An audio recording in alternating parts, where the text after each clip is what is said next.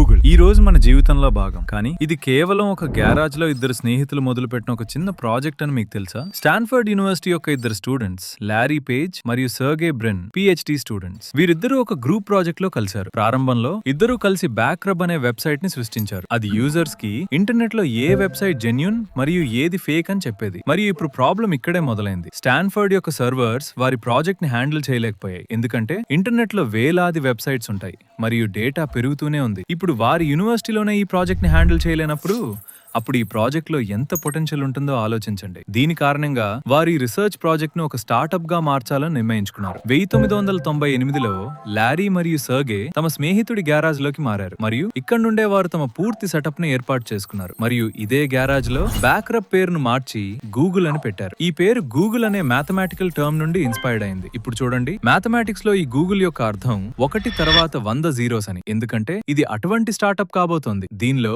ప్రపంచంలోని మొత్తం ఇన్ఫర్మేషన్ అందుబాటులో ఉంటుంది.